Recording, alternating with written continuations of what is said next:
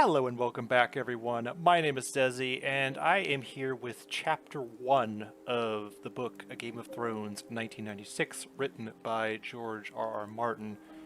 And this one focuses on Bran, the youngest Stark child. And I'm going to go into spoilers right off the bat here, because Bran chapters going forward, especially in the latter books, are generally some of my least favorite. But early on, I find them to be very compelling and interesting because you're seeing a lot through a child's eyes, which to me is interesting, a very interesting style of writing from George.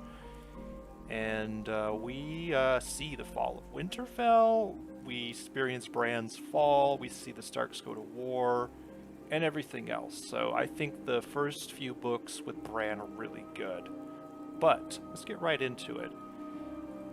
And this is more of George's ambient writing going into this, of talking about the crisp summer day, even though there's snow on the ground. They just had like a big snowstorm, but it's a cold, crisp morning, which hints at the end of summer, which again is more foreshadowing. There's so many Easter eggs in these early chapters. I think I found like 5 or 6 in this. And from the Pacific Northwest, or for me being in the Pacific Northwest, I can very much relate to those crisp mornings, especially like in September, where it just feels different than all the other mornings. And you take a deep breath, you can smell like the leaves and everything else, and the crispness in the air, the dew on the ground, and you just know that summer is nearing its end. And it happens suddenly, too.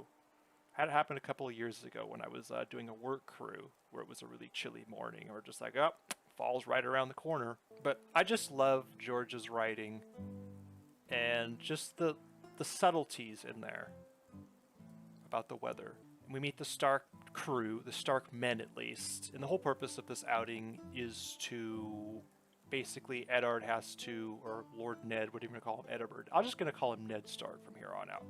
But he is executing a Night's Watch deserter, and it's assumed that the deserter is a wildling. We get a lot of stories from Bran that he got from Old Nan, who is like the older caretaker at Winterfell, the Stark seat of power, the castle. And a lot of what we know about wildlings is untrue. We actually meet the wildlings in the prologue. Right off the bat, we know a lot of what's said about the wildlings is untrue. And we also learn that the person that's about ready to be executed is a Night's Watch deserter, and it is Garrett from the prologue. Even though his name is not said, we actually don't even get any dialogue between Ned Stark and Garrett as they're talking. So we just get kind of Bran being nervous. I don't know why George left that out. I mean, I would have liked to have kind of heard... I think they did this in the show where Garrett actually says a couple of lines like, I didn't mean to... I've been a solid Night's Watchman all my life, and I just couldn't take it anymore. And Ned listens to him, lets him have his half words, and kills him cleanly with the great Valyrian's two-handed sword, Ice. And it describes the sword... George loves describing his weapons, I have to say. He describes the other sword so well in the prologue, and he goes into very detailed description of Ice, saying how it's shiny Valyrian steel, and how he cleanly cuts off the deserter's head in one blow. It's that sharp. It never loses its edge. So very interesting, because you have the other sword in the prologue, and then you have Ice in Chapter 1. So I'd say that that is intentional, describing the two swords as such. And this is Bran's first execution that he's watching. So he's 7 years old. At 7 years old, I probably would have freaked out if I would have saw something like this. And George is very descriptive of what happens, too, when Eddard decapitates the deserter. Like, his blood just sprays out all over the snow, and the snow, like, drinks it up. It's just very gratuitously violent. And Bran is just kind of numb when he sees it. But he keeps his eye on it. He doesn't look away. And he does a really good job. And his brother Jon is right next to him, who's very impressed. And we also get to meet the royal ass that is Theon Greyjoy. After the deserter's head is removed from his body, the head rolls and Theon kicks it. Because Theon. So it's not a very good first impression of Theon. And Jon Snow and Robb Stark are on either side, just like in this picture of Bran. We learn that Jon is very thoughtful and reflective, and Jon's encouraging Bran to, stay brave. And Robb is more like, well, he died well, I guess that's good. And Jon and Robb are very different, and George describes them as very different, where Robb is tall and growing and boisterous and boyish. Jon is very solemn, dark-haired, and thoughtful. But Robb and Jon are extremely close. And they're also very competitive as well. But again, they're best friends, constant companions, as George said. So I like that little detail of describing them. And as Jon and Robb have their conversation and run off ahead of everybody on their horses, Eddard approaches Bran and says, hey, what did you think? You did really well. What did you think of the execution? How do you think the deserter behaved? And Bran says, well, this is what Jon says, and this is what Robb says. And I think, and Bran asks, can a man be brave even when he's scared? And I love this line because it comes up later, especially in, I think it's book 3, where Ned says, that is the only time a man can be brave, is when he's afraid. And our first impression of Ned Stark is a very solemn, dignified, and intense man. But when he talks to Bran, he laughs, he's very warm, he's very kind, and he's a good father. And it's just, I always get kind of emotional when I read these first chapters because Ned is such a good man, and this is a book and a series full of terrible people for the most part. All the very nuanced people. There is no real black and white with Ed. He's just lawful good. And it's it's the kind of family you would want to be in. Everybody's super warm and cozy with each other. Theon is kind of an outcast and an ass, but that's just him. We'll learn a lot more about Theon going forward.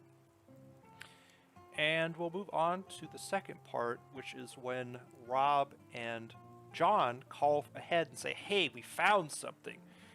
And as they approach the bridge, I love this art, by the way. Like, there's so much good art in this series. And they see this massive creature, and nobody knows what it is at first. And Robb and Jon are standing next to it, and they see that it's a giant wolf, and everyone is just freaked out. The horses are, like, rearing up and everything, but the wolf is deceased. But it is also given litter to a bunch of pups. Robb is holding one of them and gives one to Bran, and Bran immediately becomes attached to it. So everyone else but the Starks are freaked out. Theon is freaked out, Jory is freaked out, and the Master of Hounds is freaked out, but Eddard just kind of assesses the situation because that's what Ed does. Ned is a very thoughtful, reflective person, and he just is like, okay, what caused this? Rather than being like, oh my gosh, it's a giant wolf, it's more like, interesting. There's a dire wolf, a mythical creature almost. They're not supposed to exist south of the wall. And like, we're already getting like things that are north of the wall being south of the wall, with like the deserter and then this semi-mythical creature that has just wandered so far south. So I thought that was interesting too. The retinue wants to kill the pups, just basically to end their suffering. There's no way they're going to survive out there on their own. The mom is dead. She gave birth while she was dead, which is supposed to be like a bad omen or something. There's a superstition and whatnot. But Robb and Jon convince Eddard to let the boys keep the pups. And Robb is very stubborn, like, no, we're not executing these pups. And Jon is like, well, Lord Eddard, he calls his dad Lord because he's a bastard. He says, there are 5 pups. That is, there are 5 Stark children. This is a clear sign. You can't ignore that. And Ned thinks about it, and he's like, okay, that's fine. And Jon actually doesn't claim a pup for himself, and Ned is like, well, Jon, don't you want a pup? He's like, no, these are for the Starks. And Bran is just, we learn how much that Bran loves Jon and the connection they have, because he just is like, oh, I can't believe Jon did that. That's so selfless of him. Jon is such a great brother. And at the end, as they're riding away, this is one of my favorite, look at this. This is beautiful. So all credit. I think somewhere I have, there's an initial on it, but this is Jon and Ghost. As they're riding away, Jon hears something that nobody else does. And it's interesting because Ghost is always quiet in the books, but somehow Jon is able to spot and hear Ghost. Ghost is the sixth wolf. He's the only wolf that has his eyes open. All the other wolves are closed and has red eyes and is white and is isolated. And that is a clear bit of symbolism by George of this is an outcast puppy, just like Jon is an outcast, and also his eyes are open. And George says multiple times in the book, quotes that bastards grow up faster than other children, and that's going to be a huge bit of symbolism for Jon. But anyways, overall, a very good intro chapter for the Starks. We get to get a general impression of everybody. The Starks are very likable. They're very cozy with one another. There's no hostility or animosity. They're just good people. Ned Stark, I keep calling him Ed. Ned Stark is a very warm man when he's with his children, but he could put on his lord's face. He can be very intense and deliberate and solemn, but he's also very kind, and he's a very good father. And we learn that Theon is just kind of an arrogant teenager who laughs at everything, is just kind of an ass. And we don't like him right off the bat. Anyways, I'm going to keep posting more of these. Hopefully the algorithm starts picking him up. And I will see you in the next one. Peace.